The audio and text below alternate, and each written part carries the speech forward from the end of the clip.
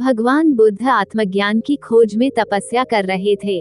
उनके मन में विभिन्न प्रकार के प्रश्न उमड़ रहे थे।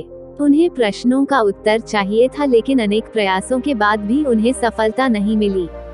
वे आत्मज्ञान की प्राप्ति के लिए कठोर तपस्या करने लगे। अनेक कष्ट सहन किए, कई स्थानों की यात्राएं की, परंतु जो समाधान उन्हें चाहिए था वो उन्हें मिला नहीं। एक दिन उनके मन में कुछ निराशा का संचार हुआ। सोचने लगे, धन, माया, मोह और संसार की समस्त वस्तुओं का भी त्याग कर दिया, फिर भी आत्मज्ञान की प्राप्ति नहीं हुई। क्या मैं कभी आत्मज्ञान प्राप्त कर सकूंगा? मुझे आगे क्या करना चाहिए? इसी प्रकार के अनेक प्रश्न बुद्ध के मन में उठ रहे थे। तपस्या में सफलता की कोई किरण दिखाई नहीं दे रही थी और इधर बुद्ध ने प्रयासों में कोई कमी नहीं छोड़ी थी। वे उदास मन से इन्हीं प्रश्नों पर मंथन कर रहे थे। इसी दौरान उन्हें प्यास लगी।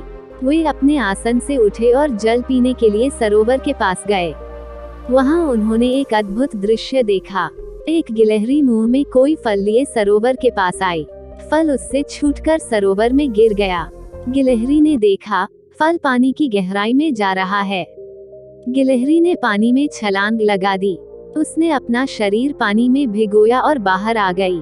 बाहर आकर उसने अपने शरीर पर लगा पानी झाड़ दिया और पुनः सरोवर में कूद गई।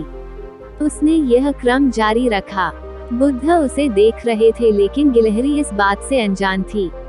वो लगातार अपने काम में जुटी रही। बुद्ध सोचने लगे, ये कैसी गिलहरी है? सरोवर का जल यह कभी नहीं सुखा सकेगी, लेकिन इसने हिम्मत नहीं हारी। यह पूरी शक्ति लगाकर सरोवर को खाली करने में जुटी है।